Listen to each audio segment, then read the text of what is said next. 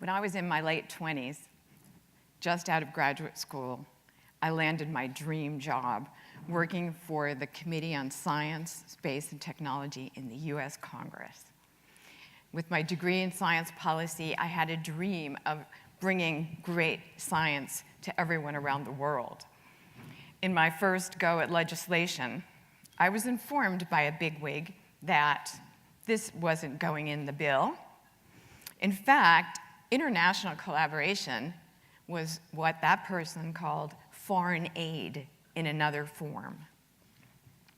Well, this shocked me because that wasn't my understanding of why scientists do what they do. They're not motivated by money or kindness. They're looking to do the very best science. How could that be the case? And I was determined to prove this bigwig wrong. Well, it would take me a few years and a job change before I could actually do this. But I did have a request from the White House Office of Science and Technology Policy to do a study on international collaboration in science. The US didn't have a very good idea of how much we were doing. And they wanted to know why it is that different scientists work with people in different countries. And so I decided to do a survey. But first, let me introduce you to a map of the scientific world that will show you that science, in fact, is not flat. The scientific world is not flat. These spikes, what they represent is scientific papers from that address. And what you can see is that science is very highly clustered in the world. The highest spikes are in Boston and London and Tokyo. And then you can also see many other clusters of dark activity where science takes place. If you look carefully, you can also see dots and spikes in other parts of the world as well. So science goes on there, it's just not concentrated there. So what I did in my survey is I looked across the United States and I got a list of all the scientists who had grants from the US federal government. And I started by asking these scientists, why are you working with someone in Egypt, in Malaysia, in Argentina, in South Africa, in Pakistan? And the surprising finding that came out of that is that in 1/3 of the cases, the person in the United States was from that country originally. So in other words, they had come to the United States, become a world-class scientist, attracted funding from the United States government, and now were in turn looking to connect with people in their home country. In another set of responses, I found out that the person overseas had come to the United States and studied here and collaborated with others here and had gone home and continued the collaboration with the US. And so these arcs that you can see are the connections between the US scientist and the fellow in another country. And then I found out that it's not just a matter of the one link between US and, let's say, Argentina. In most of the cases, these people were connecting once again to a third party or even a fourth party. So they were connecting to Europe, they were connecting to Japan, and so they were moving the connections all across the globe. And you can begin to see some of those connections in blue. So that's another set of connections. And what I had found, actually, was a network. There was a whole network of science going on in which people were connecting to one another. Now, I will tell you that studying networks has been really just raised by the fact that we have computing, data, and algorithms that have revolutionized how we study networks and how networks are understood, how we now know a lot more about human connection and how we connect. We do not connect by accident. It is not a random connection, and think of who brought you here to this event today and why you came. We have lots of different ways in which we connect, but it's not by random connection. So as a result of looking at this question about connectivity, I began to ask a lot of other scientists and talk to them about their work. One of the most interesting interviews I had was with Lonnie and Ellen Thompson right here at Ohio State University. Through their years of work collecting ice cores from all around the world to examine climate change, they've created connections with people in Russia, in Chile, in Iceland, and even in Fiji. And a visit to the Bird Polar Center will show you the pictures from there. So they've created this connection set of networks that they've maintained through their lifetime leading their field. I was asked by the World Bank to go to Vietnam and help the Vietnamese scientists to learn to connect to the global network. And what I found when I got there is that there's a lot of really very fine science going on in Vietnam, but it was mostly hidden from the network, and so I gave them ideas about how to join in.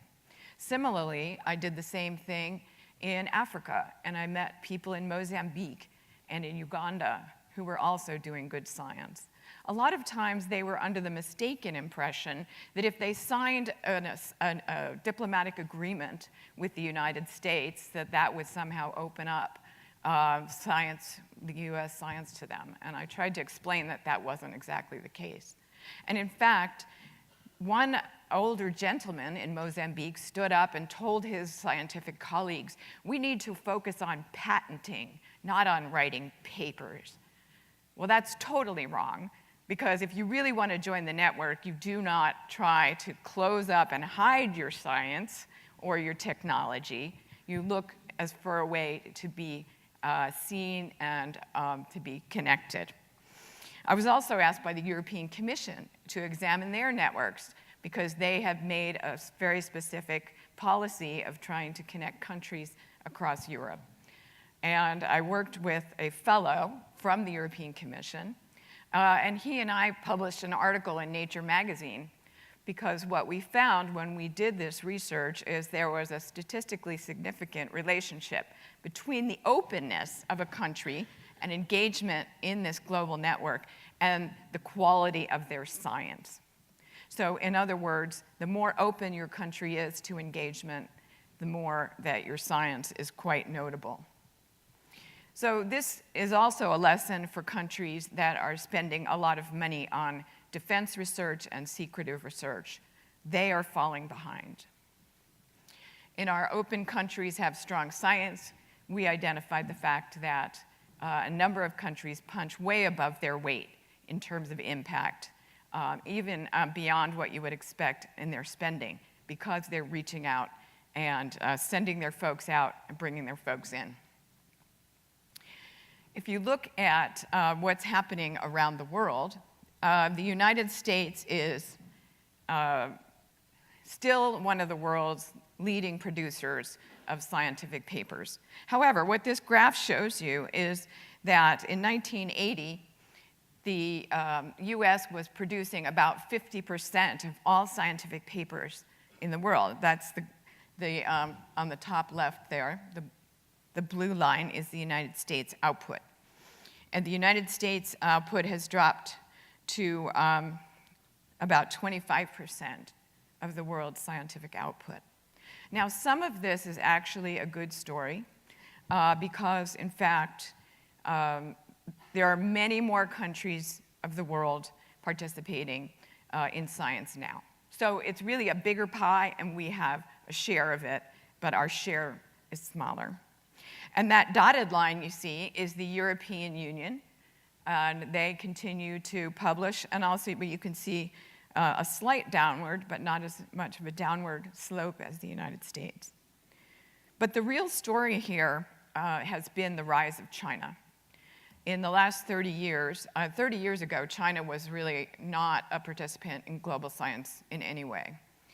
Over the last 30 years, China has made a spectacular splash into the network of science by making investments in research and development and in growing their scientific workforce.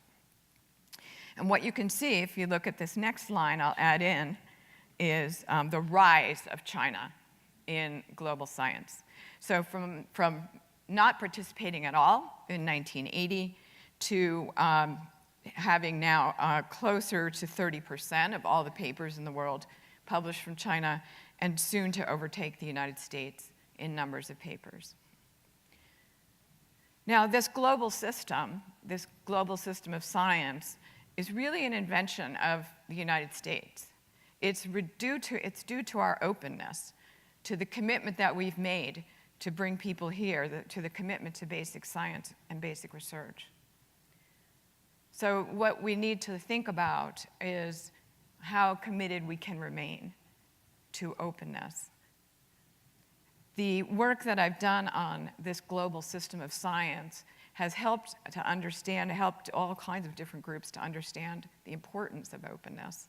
And who would know that I would be able to do this work at the John Glenn College of Public Affairs, whose namesake I delivered legislation to many years ago. But I'm very proud to be able to do that. However, one of the other things that I've learned, and partly from Senator Glenn, is that leadership matters. Leadership really matters, and it is a fact that if we think about our role in global science, in the openness that we have had, and the willingness that we've had to bring and allow people to come here and study, to become world-class scientists, to take that goodwill back to their nation and grow that, that we now see basically a world of connectivity in science. This is a picture, this is a real graph of scientific collaborations between 2005 and 2009. And I think you can see the tremendous growth and the beauty of the connectivity here. This is the kind of connection that creates economic growth, it creates social welfare and health. I think we really want to make sure that this is the kind of thing that we are maintaining. When I began this work, I thought I was going to just show that international collaboration wasn't just foreign aid in another form. What I found through my study of networks is that it's the US that has been aided. So in closing, I'd really like to thank, of course, the John Glenn College, the Wolf family, and all of those in the audience who continue to support research like this that can help improve public goods for all of us. Thank you so much.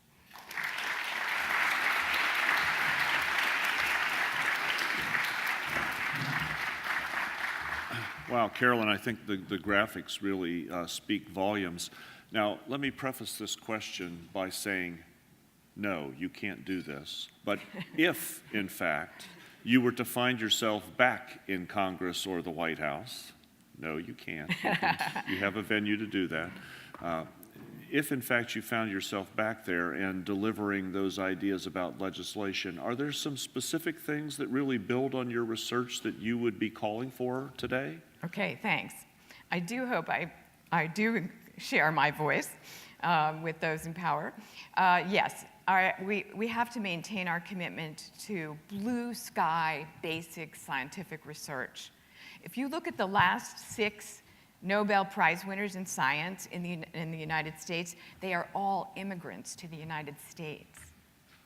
They're all 6 are immigrants. We need to maintain that openness. The commitment to blue sky science is what has made us this great economic and scientific power in the world. Great. Thank you so much. Another round of applause for Dr. Wagner.